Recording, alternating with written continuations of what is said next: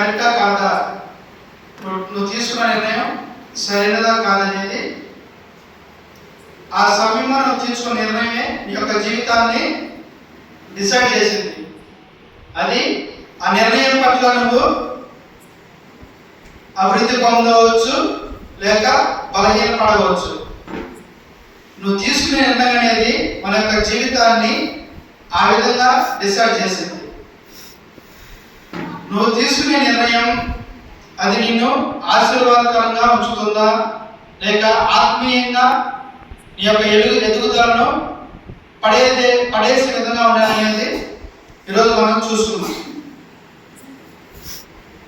ఒక వ్యక్తి యొక్క జీవితాన్ని మనం గమనిస్తే ఆ వ్యక్తి ఆయన యొక్క పరిస్థితుల్లో ఎలాంటి జీవితాన్ని ఎలాంటి నిర్ణయం తీసుకొని ఆయన యొక్క జీవితాన్ని గొప్పగా నిర్మించుకున్నాడో, ఆయన యొక్క కుటుంబాన్ని ఆయన యొక్క ప్రజలను ఏ విధంగా ఆశీర్వాదాన్ని తెచ్చుకున్నాడో మనం గమనిద్దాం. ప్యారిస్ అనే పట్టణంలో ఎరిక్ లిడిల్ అనే ఒక వ్యక్తి ఉన్నాడు. ఎవరు చెప్పండి? ఎరిక్ లిడిల్ అనే ఒక రన్నర్, పరిగెత్తేవాడు. నేను ఒక వ్యక్తి గురించి చెప్తున్నానంటే అది నేను నా సొంతగా నేను చెప్పట్లేదు. ఇంటర్నెట్లో చూస్తే దేవుని కొరకు గొప్పగా జీవించి వారి యొక్క జీవితాలని అంకితం చేసిన వాళ్ళు చాలా మంది ఉన్నారు. అలాంటి వాళ్ళ గురించి నేను చెప్తున్నాను. వాళ్ళంతా మళ్ళాంటి వాళ్ళు కాదు. దేవుని గురించి వాళ్ళ యొక్క జీవితాన్ని అర్పించిన వాళ్ళు ఉన్నారు, వారి యొక్క కుటుంబాన్ని అర్పించిన వాళ్ళు ఉన్నారు. వాళ్ళలో ఈ ఎరిక్ లిడిల్ అనే ఒక ఇతను గొప్ప రన్నర్, అంటే బాగా పరిగెత్తేవాడు. ఆ ప్యారిస్ లో ఒలింపిక్స్ అనే గేమ్స్ జరుగుతాయి. ఆ ఒలింపిక్స్ గేమ్స్ అంటే ఆ ఒలింపిక్స్ లో విజయాన్ని సాధిస్తే గోల్డ్ మెడల్ అనేది ఇస్తారు. ఆ గోల్డ్ మెడల్ దేనికంటే గొప్ప గౌరవం ఉండిద్ది ఆ వ్యక్తికి, ఆ సమాజంలో, ఆ ప్రపంచం మొత్తం మీద ఆ వ్యక్తికి గొప్ప పేరు ఉండిద్ది. ఆ వ్యక్తి పట్ల అతనుకున్న ఆ ప్రాంతానికి గొప్ప పేరు వచ్చింది. అతను నివసించే ఊరికి గొప్ప పేరు వచ్చింది. ఒకనొక సమయంలో ఆ ఒలింపిక్స్ డేట్స్ అనేవి ఈ సమయంలో ఈ రోజుల్లో ఒలింపిక్స్ అనేది మేము నిర్వహిస్తామని చెప్పేసి ఒక ప్రకటన అనేది విడుదల చేస్తారు. విడుదల చేసినప్పుడు ఆ 100 మీటర్ల పరుగు పందెం కరెక్ట్గా ఆదివారం వచ్చింది అనమాట. ఆదివారం ఆ 100 మీటర్ల పరుగు పందెంలో నేను పాల్గొన్నాను. ఎవరు? ఆ ఎరిక్ లిడిల్ అనే అతను. కానీ ఆయన ముందు ఆదివారం దేవుని యొక్క సన్నిధికి వెళ్ళాలి. ఇంకోటి ఏంటిది? ఆ రన్నింగ్ లో పాల్గొనాలి. రన్నింగ్ లో పాల్గొని విజయాన్ని సాధిస్తే ఆయన గొప్ప పేరు ప్రతిష్టలు వస్తాయి, గొప్ప ప్రశంసలు వస్తాయి. అలాగే ఇంకా ఆ జీవితానికి సరిపోయే డబ్బు వచ్చింది. కానీ ఆయన ఏం చేశాడు? నాకు ఎన్ని వచ్చినా కానీ నాకు ఎంత అధికారం వచ్చినా, నా యొక్క విలువ పెరిగిపోయినా కానీ, నాకు మనీ వచ్చినా కానీ, నా ప్రతిష్ట పెరిగిపోయినా కానీ, నాకు ప్రశంసలు వచ్చినా కానీ నాకు అవన్నీ ఏం అవసరం లేదు. ఎందుకంటే నేను ఆదివారం కంపల్సరిగా నా యొక్క దేవుని యొక్క సన్నిధానానికి నేను హాజరవ్వాలి. ఎందుకంటే ఈ స్థానానికి, ఈ ప్రాంతానికి తీసుకొచ్చి నన్ను నిలబెట్టింది ఆయనే. కాబట్టి ఆయనకి ఏ విధంగా అవిధేయత చూపించాలని చెప్పేసి ఆయన వారికి చెప్తారు. చెప్పినప్పుడు వాళ్ళంతా ఏమంటారంటే, నువ్వేం పిచ్చివాళ్ళ ఉన్నావేంటి, ఎదుగువాళ్ళ ఉన్నావేంటి, ఆదివారం చర్చి కాకపోతే వచ్చే ఆదివారం వెళ్ళొచ్చు అని చెప్తారు కదా. ఈ ఆదివారం కాకపోతే వచ్చే ఆదివారం వెళ్ళు, ఎంత అవసరం ఏంటి? ఈ యొక్క అవకాశాన్ని నువ్వు కోల్పోతే నీకు వచ్చే పేరు పోయింది. అలాగే నిన్ను నమ్ముకున్న మీరు కూడా ఇక్కడి నుంచి వెళ్ళిపోవాల్సి వస్తుందని చెప్పేసి ఆయన మీద ప్రెజర్ తీసుకొస్తా ఉంటారు. కానీ ఆయన ఏవేమి పట్టించుకోకుండా, నాకు ఈ సమయమున ఈ గోల్డ్ మెడల్ అవసరం లేదు, దీని ద్వారా వచ్చే పేరు ప్రఖ్యాతి నాకు అవసరం లేదు, ఈ ప్రజల యొక్క ప్రశంసలు నాకు అవసరం లేదు, నేను ఆదివారం కంపల్సరిగా దేవుని చర్చికి వెళ్ళాలి, ఆ సన్నిధానంలో దేవుని దగ్గర నేను నివసించాలని ఆ నిర్ణయం తీసుకొని ఆయన ఆ 100 మీటర్ల పరుగు పందెంలో పాల్గొనకుండా దేవుని కోసం దేవుని యొక్క సన్నిధానానికి వెళ్ళాడు. వెళ్ళిపోయినప్పుడు ఏమైంది? ఆయనకున్న అవకాశాన్ని ఆయన కోల్పోయాడు. అలాగా మరోసారి ఏమైందంటే 400 మీటర్లు పరుగు పందెం, మరి 400 మీటర్లు పరిగెత్తాలి. దాంట్లో ఆయన పాల్గొని గోల్డ్ మెడల్ సంపాదించుకున్నాడు. ఇక్కడ ఒకటి కోల్పోతే నీ నిర్ణయం పట్ల నాకు ఈ సమయంలో నేను ఇలాంటి నిర్ణయం తీసుకొని నేను ఈ విధంగా నష్టపోయానని చెప్పేసి నువ్వు బాధపడకూడదు. ఎందుకంటే ఆ నిర్ణయము ఆ సమయంలో నీకు మంచిది కావచ్చు, కానీ ఆ నిర్ణయాన్ని దేవునికి వ్యతిరేకంగా ఉందనుకో, ఆ నిర్ణయం పట్ల నువ్వు ఆ నిర్ణయాన్ని తీసుకొని దేవుడికి దూరం అయిపోతే నువ్వు ఆ క్షణమే సంతోషపడతావు. కానీ దేవుడు నీ ముందుంచిన ఆయన గొప్పతనాన్ని నువ్వు పొందుకోలేవు. ఈయన ఎరిక్లీలు అయినంతనే అతను ఆ 100 మీటర్ల పరుగు పందెంలో ఆయన కోల్పోయినా కానీ 400 మీటర్ల పరుగు పందెంలో పాల్గొని గొప్ప విజయాన్ని పొందుకున్నాడు. ఏమైతే అధికారాన్ని, ఏమైతే ఆయన ప్రశంసలు కోల్పోయాడో, ఏ గోల్డ్ మెడల్ అయితే కోల్పోయాడో దానికన్నా ఇంకా గొప్ప రెట్లుగా ఆయన ఏమయ్యాడు? ప్రశంసించాడు. ఈరోజు మనం కూడా ఏం చేయాలంటే, మనకు కూడా కొన్ని పరిస్థితులు మనల్ని దేవుడికి దూరం చేసే విధంగా మన యొక్క సిచ్యువేషన్ అనేది మనకి సాధన కలిగిస్తాడు. అవునా కదా? ఆదివారం చర్చ అనుకో మనకేముంటాయి చెప్పండి? ఆదివారం చర్చ అయితే నేను బట్టలు ఉతుక్కోవాలి, బట్టలు ఉతుక్కొని వెళ్తానులే. వాళ్ళు పాటలు పాడుతూ ఉంటారు, ఆరాధన చేస్తూ ఉంటారు, అవి అయిపోయినాక వెళ్ళొచ్చులే అని చెప్పేసి అనుకుంటాం. ఎవరైనా చుట్టాలు వస్తే ఏం చేస్తాం? ఆ చుట్టాలకు ప్రాధాన్యత ఇస్తాం, కానీ మన దేవుడికి ప్రాధాన్యత నీవు.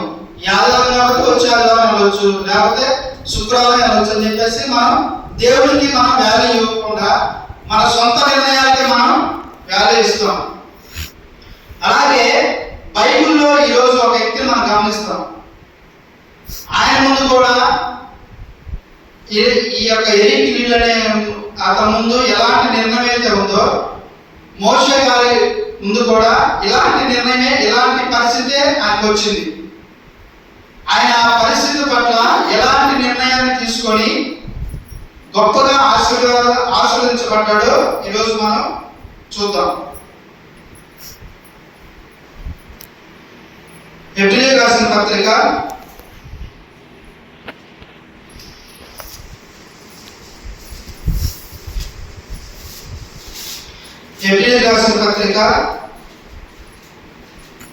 11వ అధ్యాయము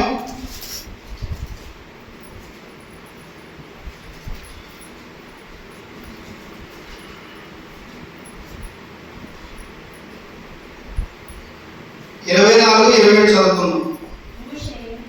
మోషే పెద్దవాడైనప్పుడు విశ్వాసమును బట్టి ఐగుప్తు ధనము కంటే క్రీస్తు విషయమైన నింద గొప్ప భాగ్యమును ఎంచుకొని అల్పకాల పాప భోగము అనుభవించుట కంటే దేవుని ప్రజలతో శ్రమ అనుభవించుట మేలని యోచించి ఫరో కుమార్తె యొక్క కుమారుడని అనిపించుకొనుటకు ఒప్పుకొనలేదు. ఎలయనగా అతడు ప్రతిఫలముగా కలగబో బహుమానమందు దృష్టి ఉంచెను. చాలు. ఇక్కడ మనం ఎవరు చూస్తున్నాం చెప్పండి? ఇక్కడ ఎవరు చూస్తున్నాం చెప్పండి? ఎవరు చూస్తున్నా? మీరు తొందరగా చెప్తే తొందరగా అయిపోద్ది, లేకపోతే లేట్ అయింది. ఇక్కడ ఒక మనం ఎవరు చూస్తున్నామంటే మోషే గురించి మనం చూస్తున్నాం. మోషే గారికి ఆయనకున్న పరిస్థితుల పట్ల ఆయన ఎలాంటి నిర్ణయాలు తీసుకొని గొప్పగా ఆశీర్వాదం పొందుకున్నాడు అనేది మనం చూస్తున్నాం. ఫస్ట్ విషయం ఏంటంటే 3 విషయాలు నేర్చుకున్నాం. ఆయన తీసుకున్న నిర్ణయాలు, ఎలాంటి నిర్ణయాలు తీసుకునేది 3 విషయాలు చూద్దాం. ఫస్ట్ విషయం ఏంటంటే మోషే 24 వచ్చి చదవండి. మోషే పెద్దవాడైనప్పుడు విశ్వాసమును బట్టి ఐగుప్తు దమ్ము కంటే కింద ఐగుప్తు దమ్ము కంటే అక్కడ కింద ఫరో కుమార్తె యొక్క కింద 26వ వచనం చూడండి. ఫరో కుమార్తె యొక్క కుమారుడు అనిపించుకున్నటకు ఒప్పుకోలేదు. ఇక్కడ ఫస్ట్ మోషే గారు ఫస్ట్ తీసుకున్న నిర్ణయం ఏంటంటే ఆయన ఎంచుకోలేదు. ఏం ఎంచుకోలేదంటే మోషే గారు ఆ వచనంలో ఏం చెప్తారు? మోషే గారు పెద్దవాడైనప్పుడు విశ్వాసమును బట్టి ఏం చేశారంట? విశ్వాసమును బట్టి ఐగుప్తు దమ్ము కంటే ఫరో కుమారుడు అనిపించుకోవడం కంటే ఆయన యోచించలేదు, అంటే ఒప్పుకోలేదు. ఇక్కడ మనం ఏం గమనించాలి?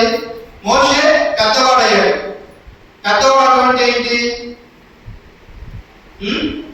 పెద్దవాడు అంటే చూడండి, పెద్దవాడు అంటే ఏంటి? పెద్దవాడు అంటే భౌతికంగా పెద్దవాడు అవడం అంటే కాదు, పెద్దవాడు అవడం కాదు. ఆత్మీయంగా మెచ్యూరిటీ కలిగి ఉండటం. అంటే ఉదయ స్థితి అనేది, ఆత్మీయ స్థితి అనేది పెరగటం. ఇక్కడ మోషే పెద్దవాడు అవడం అంటే ఏంటంటే ఆయన మోషే గారు చిన్నతనంలో అతని యొక్క జీవితంలో ప్రతి ఒక్క నిర్ణయం ఎవరి మీద ఉండేది? ఎవరు తీసుకునేవాళ్ళు? వారి తల్లిదండ్రులు తీసుకునేవాళ్ళు. అవునా కదా? నువ్వు ఇటు వెళ్ళొద్దు, ఈ పని చేయొద్దు, నువ్వు ఆ పని చేయి, ఈ పని చేయొద్దు అని చెప్పేసి తల్లిదండ్రులు మోషే గారి యొక్క చిన్నతనంలో తల్లిదండ్రులు నిర్ణయం తీసుకునేవాళ్ళు. ఇప్పుడు మోషే గారు పెద్దవాడు ఏంటంటే ఆయన ఆత్మీయంగా ఎదిగాడు. ఆత్మీయంగా ఎదిగి ఏ నిర్ణయం తీసుకుంటే కరెక్ట్, ఏ నిర్ణయం తీసుకుంటే నా యొక్క జీవితానికి మంచిది, ఏ నిర్ణయం తీసుకుంటే దేవునికి ఆయన యొక్క ఇష్టానుసారం నడుచుకుంటానని చెప్పేసి ఆ యొక్క స్థితిని గమనించుకునే స్టేజ్ కి మోషే గారు వచ్చారు. వచ్చి ఆయన కొన్ని ఎంపికలు ఆయన ఎంచుకున్నాడు. ఏంటి అంటే ఫస్ట్ ఐగుప్తు ధనము కంటే క్రీస్తు విషయమైనగా ఇంత గొప్ప భాగ్యం ఎంచుకొని అల్పకాల పాపభోగం అనుభవించు కంటే దేవుని ప్రజలతో శ్రమ అనుభవించడం మేలని యోచించి ఫరో కుమార్తె యొక్క కుమారుడిని అనిపించుకోవడానికి ఆయన ఒప్పుకోలేదు. ఫస్ట్ ఐగుప్తు ధనము కంటే అలాగే ఫరో కుమార్తె యొక్క కుమారుడు అనిపించుకోవడం ఆయన ఒప్పుకోలేదు. ఇప్పుడు ఐగుప్తు ధనము అంటే ఏంటి? ఈ నిర్ణయం ఎందుకు తీసుకున్నాడు ఆయన? మోషే పెద్దవాడు అయ్యాడు. ఆత్మీయంగా ఆలోచన పరమైన విధానానికి ఆయన వచ్చాడు. వచ్చి ఏం చేశాడు? ఒక నిర్ణయాన్ని ఆయన ఎలా తీసుకున్నాడు చెప్పండి? కళ్ళు మూసుకొని తీసుకోలేదు ఆయన. విశ్వాసం బట్టి ఆయన ఇలాంటి గొప్ప నిర్ణయాన్ని తీసుకున్నాడు. విశ్వాసం అంటే ఏంటి? విశ్వాసం బట్టి అంటే ఇప్పుడు మోషే గారికి ఆ విశ్వాసం అనేది ఎలా వచ్చింది? మోషే గారికి ఆ విశ్వాసం అనేది ఎలా వచ్చింది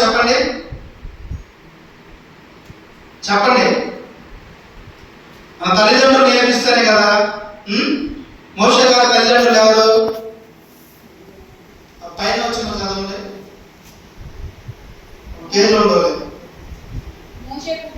మోషే పుట్టినప్పుడు అతని తల్లిదండ్రులు ఆ శిశువు సుందరుడై ఉండటం చూచి విశ్వాసమును బట్టి రాజాజ్ఞకు భయపడక 3 మాసములు అతన్ని దాచిపెట్టిరి. ఇక్కడ మోషే గారి యొక్క తల్లిదండ్రులు ఏమంటే అబ్రాము యొక్క బెత్తు.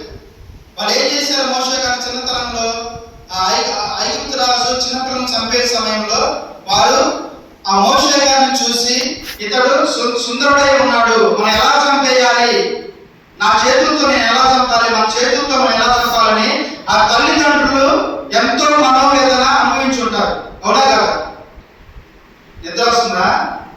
నిద్ర వస్తుందంటే మీరు సాతాను సంబంధమైన వాళ్ళే.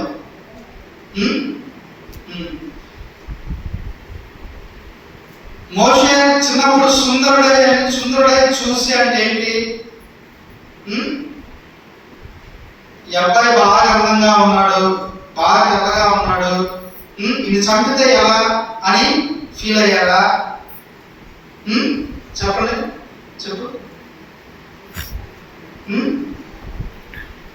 వాళ్ళు ఈ బిడ్డ అందంగా ఉన్నాడని అని చంపాలని బాధపడతారు. ఎందుకంటే సుందరుడు అంటే ఏంటంటే ఈ బిడ్డ పరిస్థితి పట్ల, ఈ బిడ్డ జీవితం పట్ల దేవునికి ఒక అంగీకారం అనేది ఉంది. ఈ బిడ్డ జీవితం మీద దేవుడికి ఒక చిత్తం అనేది ఉంది. ఈ బిడ్డ వల్ల ఏదో ఒకటి మంచి అనేది మనకు జరుగుతుంది. కాబట్టి ఈ బిడ్డని మనం చంపకుండా ఏ విధంగా మనం కాపాడాలని ఆ తల్లిదండ్రులకి ఆలోచన, ఆవేదన. ఆ విధంగా మోషే గారిని చిన్నతనంలో ఎలాగోలాగా చావకుండా కాపాడుకున్నారు. అవునా కదా? కాపాడుకొని చిన్నతనంలో కొన్ని దేవుడిపరమైన విషయాలు నేర్పించారు. ఆ తల్లిదండ్రుల నుంచి వచ్చిన విశ్వాసమే ఇతను తీసుకున్న నిర్ణయాలు. ఇప్పుడు మన పిల్లలకి మనం ఎలాంటి వారిగా మనం నేర్పుకుంటున్నాం, ఎలాంటి వారిగా మనం చూస్తున్నాం అనేది మనం గమనించుకోవాలి. మన పట్ల మన యొక్క పరిస్థితి పిల్లలకి ఏ విధంగా మనం నేర్పిస్తున్నాం అనేది చూసుకుంటే మనం చెప్పేదాన్ని బట్టే మన యొక్క పిల్లల యొక్క విశ్వాసం అనేది, వారి యొక్క జీవితం అనేది ఎదుగుదల ఉండేది. ఇప్పుడు మోషే గారికి ఆ విధంగా దేవునిలో నడిపించడం వల్ల, దేవుని గురించి చెప్పడం వల్ల ఆయన గొప్ప విశ్వాసం కలిగి ఉన్నాడు. ఇప్పుడు ఆ విశ్వాసాన్ని బట్టి ఆయన కొన్ని గొప్ప నిర్ణయాలు తీసుకున్నాడు. ఫస్ట్ ఏంటంటే, నాకు ఐగుప్తు ధనం కంటే ఫరో కుమార్తె యొక్క కుమారుడు అనిపించుకున్నట్టు కంటే ఏమంట క్రీస్తు కొరకు నింద నాకు భాగ్యము అని ఎంచుకున్నాడు. ఫస్ట్ ఈయన వదులుకుంది. ఈయన దగ్గర 2 మార్గాలు ఉన్నాయి. ఒకటి ఐగుప్తు మార్గం ఉంది, క్రీస్తు మార్గం ఉంది. క్రీస్తు కొరకు నిందపడే స్థితి ఉంది. ఐగుప్తు మార్గం అంటే ఏంటి? ఐగుప్తులో ఏముంటది? ఐగుప్తులో రాజభోగం ఉండేది, సుఖమైన జీవితం ఉంటుంది, గొప్ప అధికారం ఉంటుంది. అవునా కదా? గొప్ప అధికారం ఉండిద్ది, ఎక్కువ ధనం ఉండిద్ది, సుఖమైన జీవితం ఉండిద్ది, విలాసవంతమైన బ్రతుకుండిద్ది. కానీ పౌలు గారు ఏమన్నారంటే, నాకు అలాంటి జీవితం నాకు అవసరం లేదు. ఆ ఐగుప్తు రాణి కుమారుడు అనిపించడం నాకు ఇష్టం లేదు. నేను హెబ్రీయుడైన కుమారుణ్ణే, హెబ్రీయులకు నేను కుమారుణ్ణే. నా ప్రజల కొరకు నేను నిలబడాలి. నాకు ఈ అధికారం వద్దు, నాకు ఈ ధనం వద్దు, ఈ ఐగుప్తుపరమైన జీవితం నాకు వద్దు. ఎందుకంటే క్రీస్తు కొరకు నింద నాకు భాగ్యమని ఎంచుకున్నాడు. క్రీస్తు కొరకు నింద అంటే క్రీస్తు కొరకు నాకు నింద చాలు. క్రీస్తు కొరకు నింద అంటే నువ్వు క్రీస్తు పట్ల నువ్వు జీవించేటప్పుడు నువ్వు అవమానాలు పడవచ్చు, నిందలు పడవచ్చు, శ్రమలు అనుభవించవచ్చు. అవునా కదా? అది క్రీస్తు కొరకు నువ్వు జీవించలేవు. పౌలు గారు ఈ సెకండ్ ఎంచుకోండి. ఎందుకంటే నాకు అధికారం వద్దు, ఆ ఐగుప్తు జీవితం నాకు వద్దు, ఆ ధనం అనేది నాకు వద్దు, ఆ సుఖవంతమైన జీవితం నాకు వద్దు, విలాసవంతమైన జీవితం నాకు వద్దు.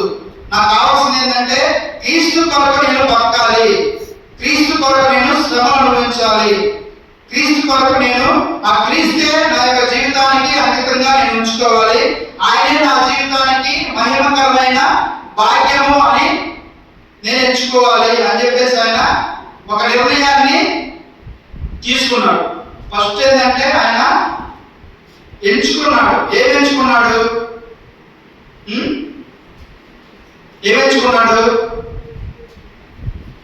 ఐగుప్తు జీవితాన్ని ఆయన ఎంచుకోకుండా దేవుని పట్ల శ్రమకరమైన జీవితాన్ని, దేవుని పట్ల కృపకరమైన జీవితాన్ని, ఆ జీవితాన్ని ఆయన ఎంచుకున్నాడు.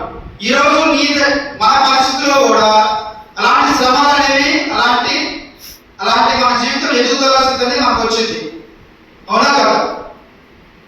ఎలా చెప్పు, ఎలా వస్తుంది? మనము కూడా ఐగుప్తు మార్గం ఉండిద్ది, అలాగే క్రీస్తు కొరకు జీవించే మార్గం అనేది 2 మనకు ఉంటాయి. ఈ 2 మార్గాల్లో నువ్వు తీసుకునే మార్గం ఏదనేది అది నీ యొక్క జీవితం మీద ప్రభావం చూపుతుంది. అవునా కదా? ఐగుప్తు వైపు వెళ్తే ఏముంటుంది? అధికారం ఉండొచ్చు, సుఖం ఉండొచ్చు, అలాగే విలాసవంతమైన నీతో రావు. అవన్నీ శాశ్వతం కాదు. దేవుని కొరకు ఎన్ని శ్రమలు అనుభవించినా, ఎన్ని అవమానాలు అనుభవించినా కానీ ఏదో ఒక సమయంలో అవి నీకు దీవెనకరంగా ఉంటాయి కానీ నిన్ను కృంగదీసే విధంగా ఉండవు. కాబట్టి మోషే గారు కూడా ఏమన్నాడు, నేను ఐగుప్తులో ఉండటం కంటే ఆ ఐగుప్తు ప్రజలు, ఆ ఐగుప్తుల యొక్క చేతుల్లో నా ప్రజలు అనుభవిస్తున్న బానిసలుగా వారి దగ్గర అనుభవిస్తున్న నా ప్రజల యొక్క కష్టాన్ని నేను ఆ కష్టం నుంచి వాళ్ళని బయట తీసుకురావాలి, వాళ్ళకి ఒక మార్గదర్శకంగా నేను ఉండాలి అని ఆయనకున్న ఆ విలాసవంతమైన జీవితాన్ని వదులుకొని క్రీస్తు కొరకు ఆయన నింద గొప్పదని ఎంచుకొని ఫస్ట్ ఆయన ప్రయాణాన్ని కొనసాగించాడు. ఫస్ట్ ఆయన ఒక నిర్ణయాన్ని ఎంచుకున్నాడు. ఏది మంచి, ఏది చెడు, అధికారం ఉంటే మంచిదా, లేకపోతే దేవుని కొరకు దేవుని కొరకు అవమానకరమైన జీవితాన్ని గడిపితే మంచిదని చెప్పేసి ఆయన ఎంచుకొని ఆ విధంగా ఆయన జీవించాడు. ఫిలిప్పీయులకు రాసిన పత్రిక చూడండి ఒకసారి.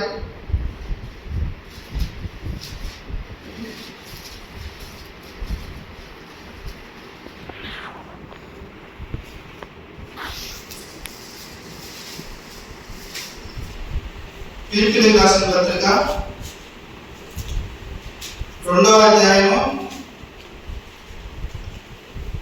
6-7 వచనం చూడండి.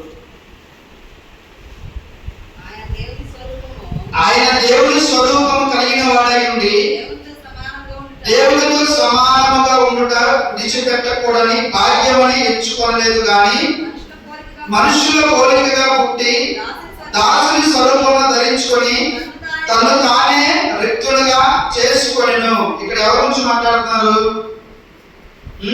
ఆ ఫిలిప్పీయులకి పౌలు గారు ఎవరి గురించి చెప్తున్నారు? చెప్పండి, ఎవరి గురించి చెప్తున్నారు అక్కడ? ఆయన దేవుని స్వరూపం కలవాడై ఉండి దేవునితో సమానంగా ఉండటం విడిచిపెట్టకుండా భాగ్యమని ఎంచుకోలేదు కానీ అంటే ఇక్కడ ఎవరి గురించి చెప్తారంటే యేసుక్రీస్తు ప్రభువారి గురించి ఆ ఫిలిప్పీయులకి పౌలు గారు చెప్తున్నారు.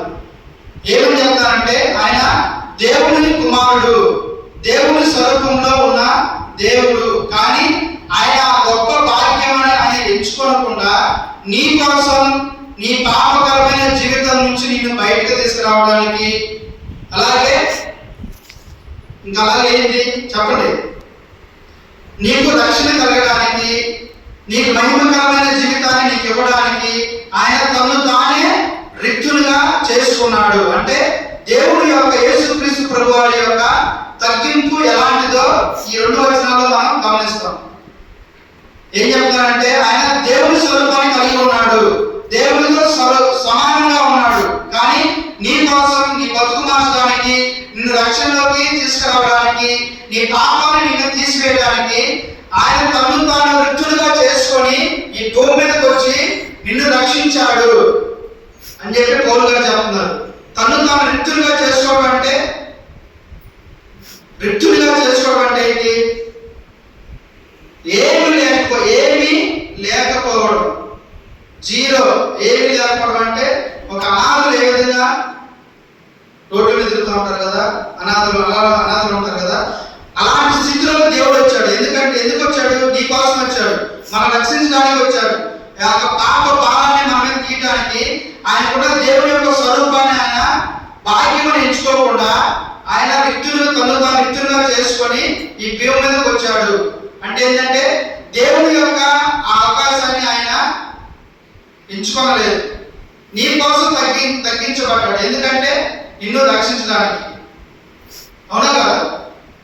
యేసుక్రీస్తు ప్రభువారు ఆయన పరలోకంలో ఉన్నప్పుడు దేవతల ద్వారా ఆరాధించబడేవాడుగా ఉన్నాడు, స్తుతించబడేవాడిగా ఉన్నాడు, గొప్ప దేవుడిగా ఉన్నాడు. అలాంటి దేవుడు నీ కోసం తాను తగ్గించుకొని, నీ కోసం శ్రమలు అనుభవించి, నీ కోసం అవమానాలు అనుభవించి, ఆయనకున్న ఆ యొక్క భాగ్యకరమైన జీవితాన్ని వదిలిపెట్టి నీ కోసం ఆయన రిక్తునిగా తను తగ్గించుకొని ఉన్నాడు. ఎందుకంటే నిన్ను రక్షణ మార్గంలోనికి తీసుకురావడానికి నీ యొక్క పాపాన్ని నిన్ను విముక్తి చేయడానికి. దేవుడి దగ్గరికి గొప్ప గొప్ప విలాసవంతమైన జీవితం ఉందా లేదా? యేసుక్రీస్తు ప్రభువారు దేవుడే అంటే కింద వ్యక్తులు కావాలంటే ఆ యొక్క స్వరూపాన్ని, దేవుని యొక్క స్వరూపాన్ని ఆయన కలిగి ఉన్నాడు. అదే టైంలో మానవుడిగా కూడా ఆయన ఉన్నాడు. ఇప్పుడు ఒక రాజు ఉన్నాడు. ఆయన ఆ ప్రాంతం యొక్క ప్రజల యొక్క స్థితి ఎలాగా ఉంది, ఈ ప్రజలు ఎలాంటి పరిస్థితులు అనుభవిస్తున్నారని చెప్పేసి ఆ ప్రాంతంలోకి వెళ్ళి కనుగొని చూసి వాళ్ళకి ఏమైనా సమస్యలు ఉంటే అవి తీర్చాలని ఆయన మారువేషంలో వెళ్తాడు. మారువేషంలో ఉండి వాళ్ళకి ఏమైనా సమస్యలు ఉన్నాయా ఆ సమస్యలన్నీ తీసేసి వాళ్ళకి మంచి జీవితాన్ని ఇస్తాడు. ఆయన ఆ ప్రాంతంలోకి వెళ్ళినప్పుడు రాజుగా ఆయన అధికారాన్ని ఆయన కోల్పోయాడా? రాజుగా ఆయనకి అధికారం ఉంది, కానీ ఆ యొక్క ప్రజల యొక్క పరిస్థితి తెలుసుకోవడానికి ఆయన ఒక నారం మంచిగా ఆ ప్రాంతంలోకి వెళ్ళాడు. అలాగే దేవుడు యేసుక్రీస్తు ప్రభువారు కూడా ఆయన దేవుని యొక్క స్వరూపాన్ని ఆయన అలాగే ఉంచుకొని నీ కోసం, అలాగే నీ రక్షణ కోసం ఆయన మానవునిగా దిగొచ్చి చాలా తగ్గించుకొని నీకు రక్షణ మార్గాన్ని తీసుకొచ్చాడు. ఇక్కడ ఏంటంటే ఆయన యేసుక్రీస్తు ప్రభువారు ఈ విషయంలో మనం ఏం చూస్తామంటే ఆయనకున్న ఎన్నిక అనేది, ఆయనకున్న ఆ పరిస్థితిని బాధ్యంగా ఎంచుకోకుండా మన కొరకు తగ్గించుకున్నాడు. అది గొప్ప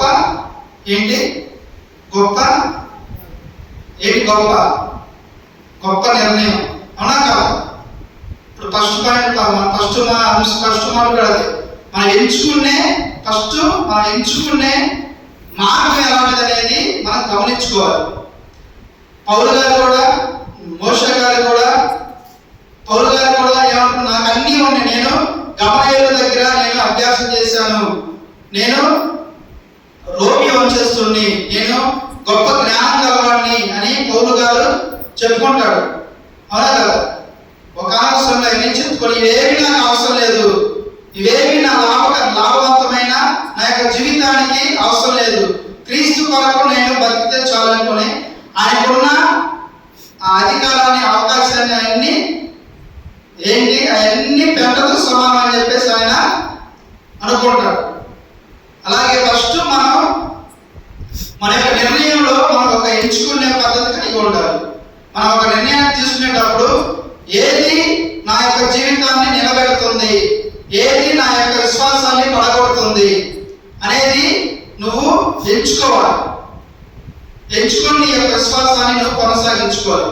పౌలు గారు కూడా ఫస్ట్ ఆయన యొక్క విశ్వాసంలో ఎదిగాడంటే ఎదిగాడంటే దానికి కారణం అంటే ఆయన గొప్ప అధికారాన్ని ఆయన ఎంచుకోలేదు.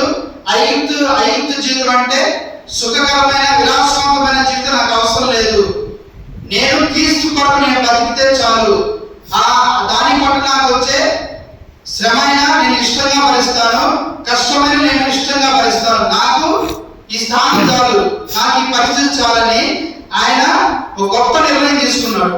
ఈరోజు కూడా మన పరిస్థితుల పట్ల మనం కూడా ఆ పరిస్థితులు మనకి తక్కువ చేసే విధంగా ఉన్నా మనం ఆ పరిస్థితిలో మనం తీసుకునే నిర్ణయం, ఈ జీవితాన్ని నేను తగ్గించుకునే విధంగా ఆ నిర్ణయం ఉన్నా కానీ అది దేవుని కొరకు ఉన్న నిర్ణయం అయితే నువ్వు తప్పకుండా తీసుకోవాలి. ఆ నిర్ణయం అనేది నిన్ను పడేసే విధంగా ఉండకూడదు. ఫస్ట్ నువ్వు నీ యొక్క విశ్వాసాన్ని నువ్వు నిలబెట్టుకోవాలంటే ఫస్ట్ నీ యొక్క మార్గం ఎలా ఉందనేది నువ్వు ఎంచుకోవాలి. రెండో విషయం చూడండి,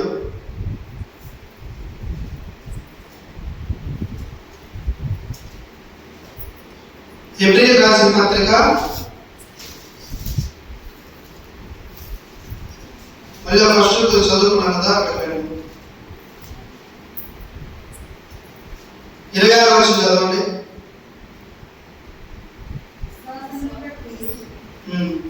విశ్వాసమును బట్టి ఐగుప్తు ధర్మం కంటే క్రీస్తు విషయమైన నింద గొప్పదని భాగ్యమని ఎంచుకొని, అది ఫస్ట్ పాయింట్. రెండో పాయింట్ ఏంటంటే అల్పకాల పాప భోగము అనుభవించు కంటే దేవుని ప్రజలతో శ్రమ అనుభవించుట మేలని యోచించి ఫస్ట్ ఎంచుకున్నాడు. రెండోది ఏంటంటే ఎరిగాడు. ఏం ఎరిగాడంటే అల్పకాల పాప భోగము అనుభవించుకుంటే దేవుని ప్రజలతో శ్రమ అనుభవించడం లేదని ఆయన ఎరిగాడు. ఇక్కడ ఏం చూడాలి మనం? ఆయన ఏం ఎరిగాడు? చూడండి, నేను వాక్యం చదవట్లా, నేను అడుగుతున్నా. ఫస్ట్ ఎంచుకున్నాడు. రెండోది ఏంటంటే పరిస్థితి ఆయన ఎరిగాడు. ఏ పరిస్థితి అయితే నాకు నా యొక్క విశ్వాసాన్ని నిలబెట్టిద్దో, ఏ పరిస్థితి అయితే నేను నా యొక్క ఆత్మీయ జీవితాన్ని నేను నిలుపుకుంటా అనేది ఆ పరిస్థితిని ఆయన ఎంచుకున్నాడు. ఏంటంటే అల్పకాల పాప భోగం కంటే దేవుని ప్రజలతో శ్రమ అనుభవించడం మేలని యోచించడం అంటే తెలుసుకున్నాడు, ఈ పరిస్థితి నాకు మంచిది కాదు. ఏ పరిస్థితి? అల్పకాల పాప భోగం. అల్పకాల పాప భోగం అంటే ఏంటి? పాప భోగం అంటే పాపంలో నువ్వు జీవించడం. పాపంలో నువ్వు ఆ క్షణంలో ఆ క్షణం అనేది నీకు పాపంలో ఉన్నప్పుడు ఆ క్షణం అనేది నీకు బాగా అనిపించవచ్చు. ఒక అబద్ధం ఆడేవనుకో, ఆ అబద్ధం పట్ల ఒక వ్యక్తి నువ్వు బాధపడవచ్చు. ఆ వ్యక్తి బాధపడి నువ్వు ఆనందంగా ఉండవచ్చు. అది క్షణకాలమే, అవునా కాదు? ఒక వ్యక్తి పట్ల నువ్వు అసూయ కలిగి ఉండవచ్చు. అది నీకు క్షణకాలమే, నీకు ఆనందంగా ఉంటుంది. ఆ వ్యక్తికి జీవితాంతం అసూయ అనేది నువ్వు అతని పట్ల చూపించిన అసూయ అతనికి జీవితకాలం ఉంటుంది. నీకు క్షణం ఉండొచ్చు, అతనికి జీవితకాలం ఉండొచ్చు. అలాగే నువ్వు పాపం అనేది, అలాగే వ్యభిచారం చేయటం అనేది ఆ క్షణం మనకి సుఖంగా ఉండవచ్చు. కానీ ఆ క్షణంలో మనం చేసిన పాపం మన యొక్క జీవితాన్ని ఏ విధంగా డిసైడ్ చేసింది అనేది మనం గమనించుకోవాలి. ఒక క్షణం పాపం నీ యొక్క జీవితాన్ని ఏ విధంగా పాతాలని పడేసింది అనేది నువ్వు గమనించుకొని ఆ యొక్క జీవితాన్ని నువ్వు ఎరగాలి. ఆ యొక్క క్షణాన్ని నువ్వు ఎరిగి నువ్వేం చేయాలి? ఏ పరిస్థితి నిన్ను పాపానికి నిన్ను తీసుకెళ్తుందో, ఏ స్థితి అయితే నిన్ను పాపానికి లొంగ తీసుకుంటుందో, అది అబద్ధం అవ్వచ్చు, వ్యభిచారం అవ్వచ్చు, అలాగే అసూయ కలిగి ఉండొచ్చు, డబ్బు పట్ల దురాశ కలిగి ఉండొచ్చు. అది క్షణకాలమే. నీ అధికారం కూడా అది ఈ రోజు ఉండొచ్చు, రేపు కావచ్చు. అసూయ అనేది ఈ క్షణం ఉండొచ్చు, రేపు కావచ్చు. దుఃఖం అనేది ఈ క్షణం ఉండొచ్చు, రేపు కావచ్చు. కోపం అనేది ఈ క్షణం ఉండొచ్చు, రేపు కావచ్చు. ఆ పాపం కానీ, అసూయ కానీ, దురాశ కానీ, అలాగే దేవుడికి వ్యతిరేకమైన పనులు కానీ చేయకుంటే నువ్వు పాపంలో జీవిస్తున్నప్పుడు ఒక్కొక్క క్షణంలో నువ్వు తీసుకునే నిర్ణయాలు నీ యొక్క జీవితాన్ని పడగొట్టే విధంగా ఉంటాయి. ఇప్పుడు పౌలు గారు మోషే ఆ యొక్క స్థితిని కానీ గమనించాడు. ఏమని గమనించాడు? ఈ పాపం పట్ల నాకు వచ్చే సుఖమైన జీవితం అది క్షణికాలమే, అల్పకాలమే. దానికి వాల్యూ లేదు, దానికి ఆయుష్ లేదు. ఎందుకంటే ఆ పాపం అనేది ఒక క్షణం నేను సంతోషంగా ఉంటాను, కానీ నా జీవితం మొత్తం ఆ పాపం పట్ల ఏమవుతుంది? నిద్ర బాగుండదు. ఆ పాపం పట్ల ఒక క్షణం సంతోషంగా ఉండొచ్చు, కానీ ఆ పాపం జీవితాంతం నిన్ను వెంటాడింది. కాబట్టి మోషే గారు ఏం తీసుకున్నారు? ఏమని నిర్ణయం తీసుకున్నారు? ఏమని ఆలోచించారు? ఈ యొక్క పాపపాలితమైన జీవితం నాకు అనవసరం, నా యొక్క జీవితాన్ని ఇది పడగొట్టే విధంగా ఉంది. ఈ ఐగుప్తు ప్రాంతం అనేది, ఈ ఐగుప్తు అనేది పాపంతో సమానం. అక్కడ అధికారం ఉండొచ్చు, డబ్బు ఉండొచ్చు, అలాగే విలాసకరమైన జీవితం ఉండొచ్చు. అవన్నీ నా యొక్క జీవితాన్ని, నా యొక్క ఆత్మీయపరమైన నా యొక్క స్థితిని నిలబెట్టేవిగా ఉండవు. ఈ క్షణం నాకు సుఖాన్ని కలిగించవచ్చు, కానీ నా యొక్క జీవితాన్ని నిర్ధారించే స్థితి అది ఎవరు అని చెప్పేసి ఈ అల్పకాలమైన పాపభోగం నాకు వేస్ట్ అని చెప్పేసి దేవుని యొక్క ప్రజలతో నేను దేవుని యొక్క ప్రజలతోటి శ్రమ అనుభవించడం కంటే చెప్పండి, దేవుని ప్రజలతో నేను శ్రమ అనుభవించుటే మేలు. ఈ అల్పకాల పాపంలో ఆ క్షణం నేను సుఖంగా ఉండవచ్చు, ఆ క్షణం నేను హ్యాపీగా ఉండవచ్చు, ఆ క్షణం నేను ఆనందంగా నేను గంతులేయచ్చు. కానీ ఆ యొక్క క్షణం తర్వాత నా జీవితం ఎలా ఉంటుందని ఆయన ఎరిగాడు. ఈ పరిస్థితికి నేను వస్తే నా జీవితం ఏంటి? ఈ అధికారం, ఈ ధనం, ఈ వ్యామోహం ఇవన్నీ ఈ క్షణం ఉండొచ్చు, కానీ నాకు నా యొక్క జీవితాన్ని డిసైడ్ చేయలేవు. నా యొక్క జీవితానికి ఇవి సంతోషకరం కావు. ఆ పాపం పట్ల ఆ పాపంతో కూడిన ఐగుప్తు జీవితం నాకు వద్దని దేవుడి ప్రజలతో నేను శ్రమ పడితే నాకు అది భాగ్యం అని యోచించాడు. ఈరోజు నీకు ఏది భాగ్యం? చెప్పు. క్షణకాలం ఉండే పాపంతో కూడిన జీవితం అనేది నీకు భాగ్యమా? దేవుడి పట్ల నువ్వు అనుభవించే శ్రమలు నీకు భాగ్యమా?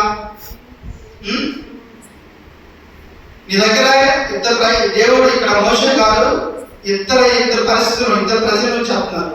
ఎందుకంటే పాపం చేసే వాళ్ళు దేవుడి ప్రజలు, అవునా కదా? పాపంలో జీవించే వాళ్ళ పరిస్థితి ఎలా ఉంటుంది, దేవుడి ప్రజలతో జీవిస్తే ఎలా ఉంటుంది అని చెప్పేసి మోషే గారు చెప్తున్నారు. ఈ ఐగుప్తు దేనికి సాదృశ్యంగా ఉంది? పాపభరితమైన జీవితానికి ఆయన సాదృశ్యంగా ఉంది. ఆయన ఏమంటున్నాడు? నాకు ఈ జీవితం వద్దు, ఈ అల్పకాల భోగం, పాప భోగం నాకు అవసరం లేదు. దేవుడి ప్రజలతో నేను పడే శ్రమ నాకు చాలు, నాకు జీవితానికి చాలు అని చెప్పేసి ఏం చేశాడు ఆయన? ఆయన యొక్క స్థితిని నిలబెట్టే విషయం ఏంటి ఆయన తెలుసుకున్నాడు, గమనించుకున్నాడు. ఈరోజు నీ యొక్క జీవితాన్ని నువ్వు గమనించుకుంటున్నావా? చెప్పు, గమనించుకుంటున్నావా లేదా? నిన్ను అల్పకాల సుఖాలకు ఆ క్షణాన్ని నువ్వు ఆనందిస్తున్నావా, లేకపోతే దేవుడి కొరకు శ్రమ అనుభవిస్తున్నావా? దేవుడి కొరకు నాకు శ్రమ అవసరం లేదు, నాకు అంత కష్టం అవసరం లేదు, ఈ క్షణం నేను సంతోషంగా ఉంటే చాలు, ఈ క్షణం నేను వాడి మీద అసూయపడితే చాలు, వాడి మీద పాపం చూపించుకుంటే చాలు, నా సంతోషం. నేను పాపపడితే నేను వాడి మీద అతని మీద నేను అబద్ధం చెప్తే నా మనసులో ఉన్న సంతోషం తీరిపోయింది. వాడు ఏమైనా కానీ నాకు సంబంధం లేదు, నా మనసులో కోరిక తీరిపోయింది. అలాగే ఒకరిని దూషించావు, నువ్వు దూషించడం ఎంతసేపు పట్టింది? వాడి వ్యక్తిని దూషించాలని ఎంతసేపు పట్టింది? ఒక క్షణం. ఆ దోషకరమైన మాటలు వాడు భరిస్తే వాడి జీవితాంతం భరిస్తాడు, నీకు క్షణం ఆనందంగా ఉంటుంది, వాడికి జీవితాంతం ఉంటుంది. అలాంటి స్థితిలో నువ్వు ఉన్నావా? అలాంటి జీవితాన్ని నువ్వు ఎంచుకుంటున్నావా? మోషే గారు అదే చెప్తున్నారు. ఈ అల్పకాలమైన పాప భోగం నాకు అవసరం లేదు, దేవుడి ప్రజలతో కలిగే శ్రమ నాకు చాలు అని చెప్పేసి ఆయన జీవితాన్ని ఏదైతే నిలబెట్టిందో ఆ స్థానాన్ని ఆయన ఎరిగాడు. ఈ విధంగా మన యొక్క జీవితాల్లో కొన్ని విషయాలు మనం గమనించాలి. ఆ పరిస్థితి, ఆ సిచ్యువేషన్ అనేది నిన్ను దిగజార్చే విధంగా ఉందా, నీ ఆత్మీయ స్థితిని పడగొట్టే విధంగా ఉందా అనేది నువ్వు గమనించుకోవాలి. దావీదు ఏం చేశాడు?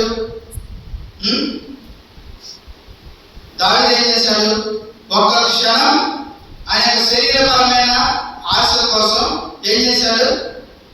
ఫస్ట్ చూశాడు, చూసి అనుభవించాడు, అనుభవించిన తర్వాత ఏం చేశాడు?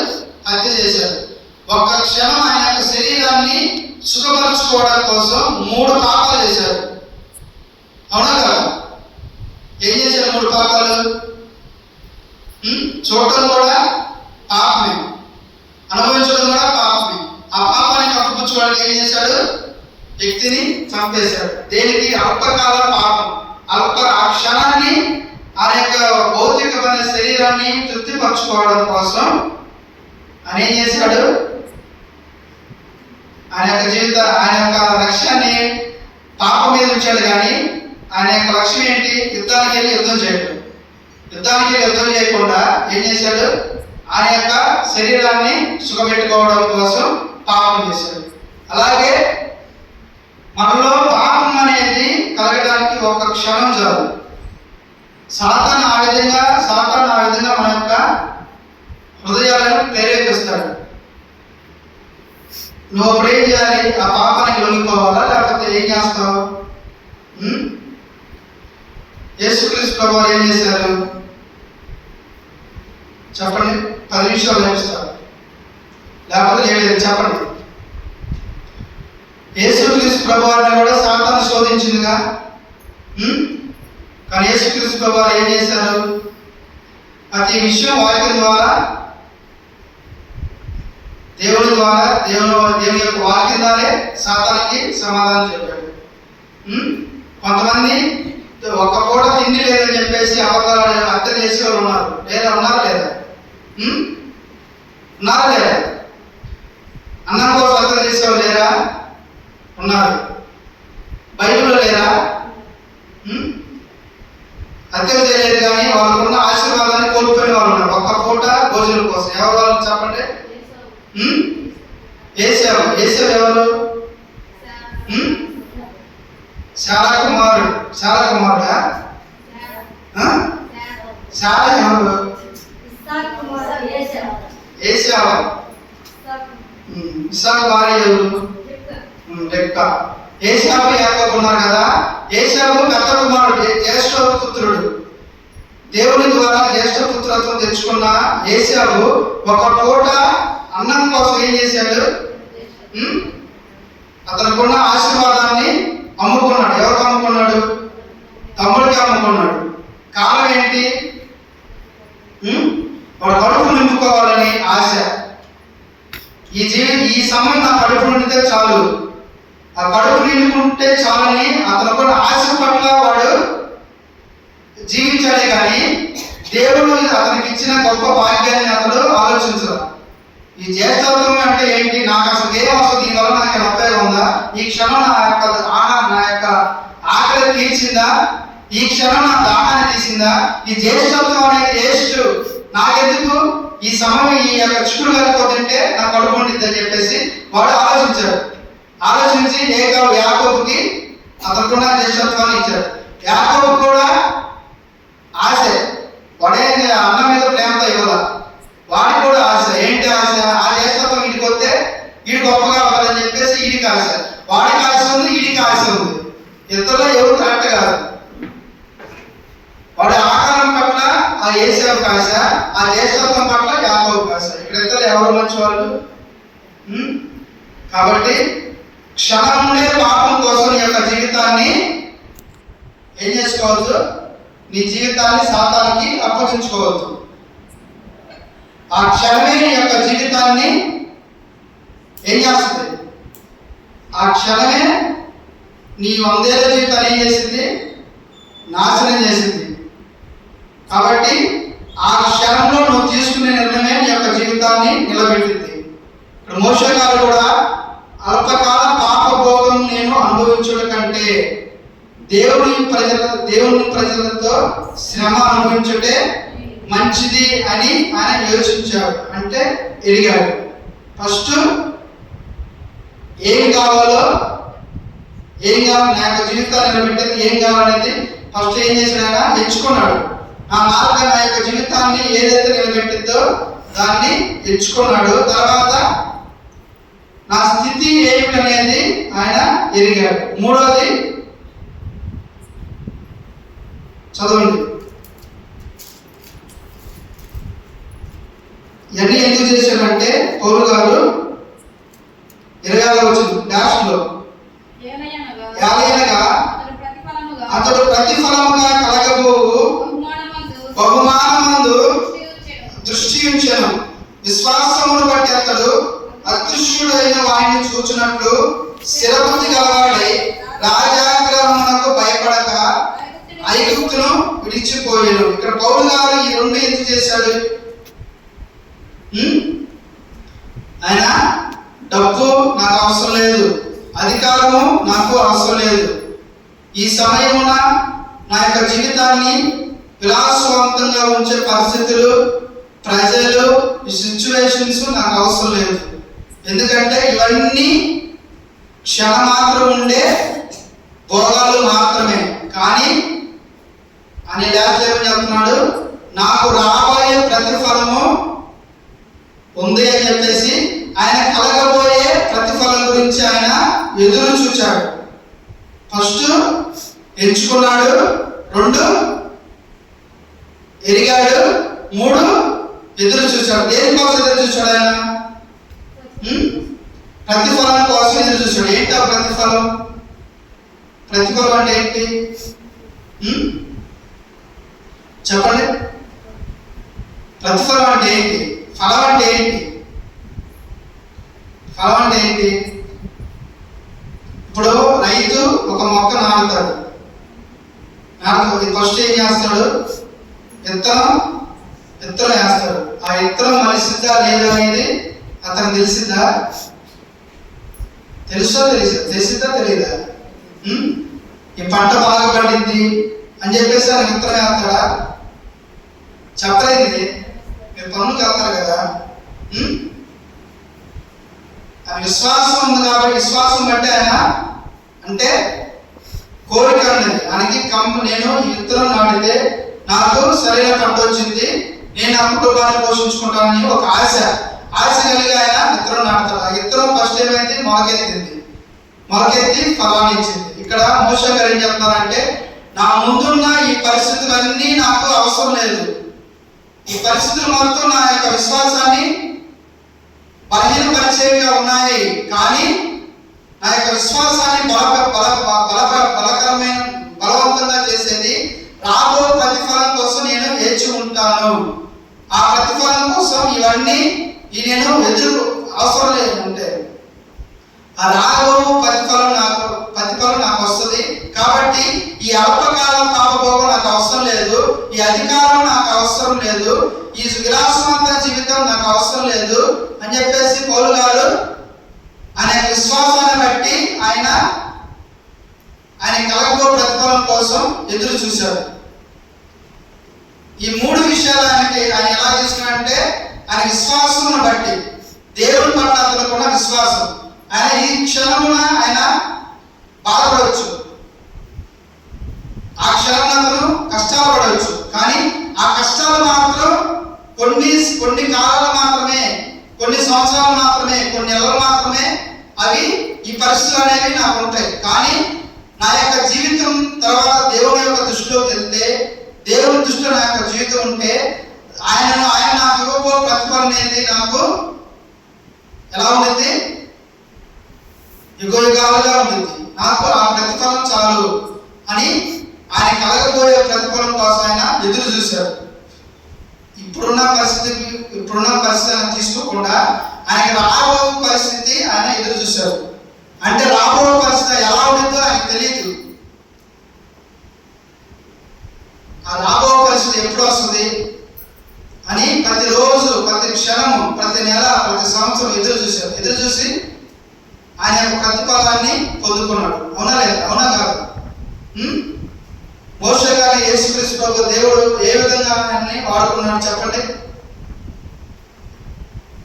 గొప్పగా ఆశీర్వదించడా లేదా? చెప్పండి. ఆశీర్వదించడం లేదా? ఎందుకు? విశ్వాసం బట్టి ఆయన తీసుకున్న నిర్ణయాల వల్లే ఆయనకి గొప్ప ఆశీర్వాదకరమైన జీవితం లభించింది. లోకాసు వార్త చూడండి, ఒక్క వచనం చెప్పి ముగిస్తాం. లోకాసు వార్త 2వ అధ్యాయము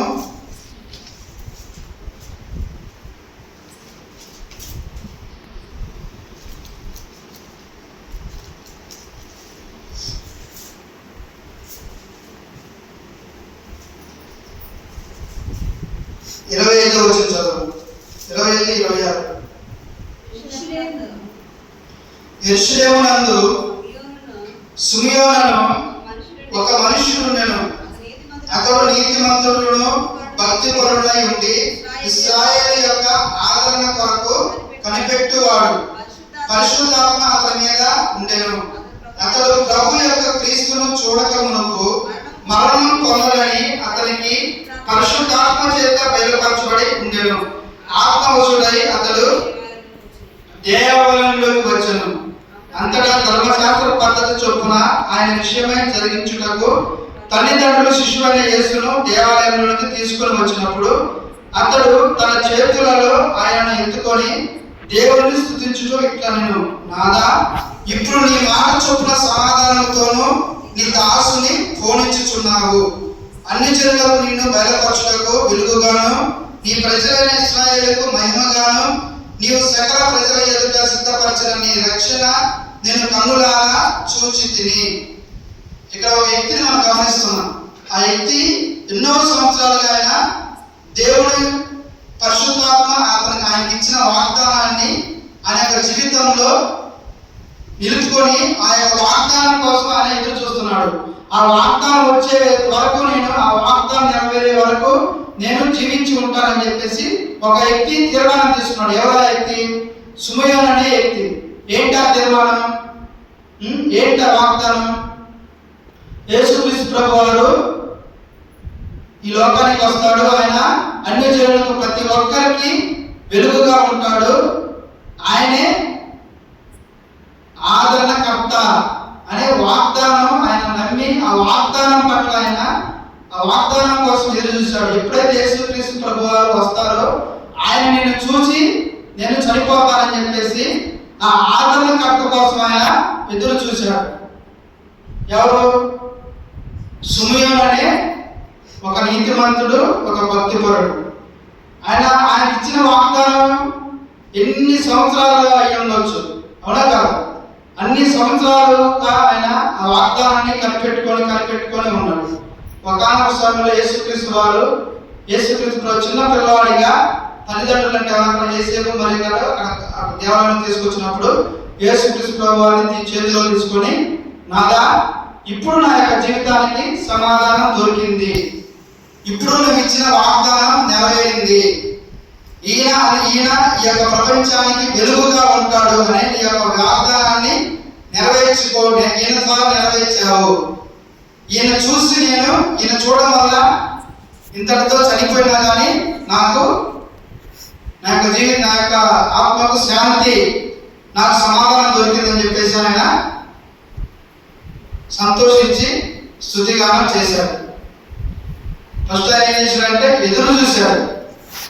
ఆయన ఏదైతే పరిశుద్ధాత్మ ఆయనకు వాగ్దానం ఇచ్చిందో ఆ వాగ్దానం కోసం ఎదురు చూశాడు. ఆయన యొక్క ఎదురు చూపులో ఆ వాగ్దానం అయితే నెరవేరింది. పౌలు గారు, మోషే గారు కూడా అతను ముందు ఉన్న ఆత్మకాలమైన సుఖకరమైన సౌకర్యవంతమైన జీవితాన్ని ఆయన చూడకుండా ఆయన కలగబోయే దేవుని యొక్క ప్రతిఫలం కోసం ఆయన ఎదురు చూసి దానికోసం నిలబడటం వల్లే దేవుడు ఆయన్ని, మోషే గారిని గొప్పగా ఆశీర్వదించాడు. కాబట్టి ఈ సమయంలో నువ్వు తీసుకునే నిర్ణయం అనేది నీ యొక్క సంఘానికి, నీ యొక్క జీవితానికి, నీ యొక్క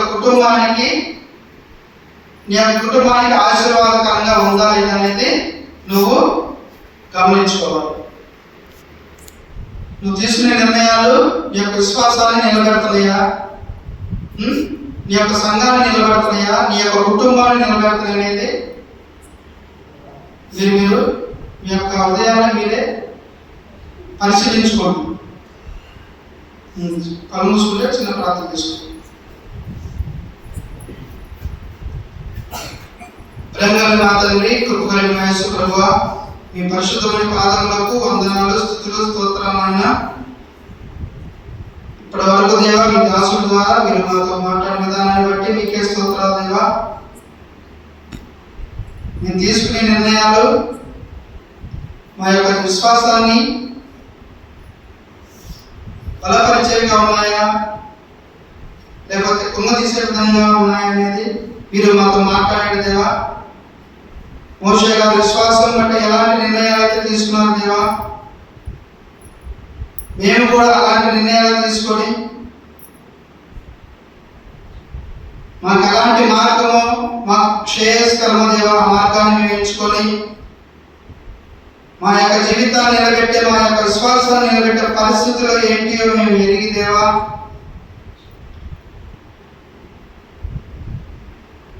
మాకు కళ్ళకు రక్షణ కొరకు మేము ఎదురు చూసేవారిగా, మా యొక్క హృదయాన్ని మేము శుద్ధపరచుకునే వారిగా మాకు సహాయం చేయమని, ఇక్కడికి వచ్చిన ప్రతి ఒక్కరిని జ్ఞాపకం తెచ్చుకున్న దేవా, వారు ఏ సమస్యలు అయితే మీ యొక్క సన్నిధానానికి వచ్చి దేవా మీ ముందు చెప్పుకొనుచున్నారో వారి యొక్క సమస్యలను మీరే ఆలకించి ఆ సమస్యలను తీసివేసేది దేవా. మీకే స్తోత్రాలైనా ఆ సంఘంలోని ప్రతి ఒక్క కుటుంబాన్ని మీరే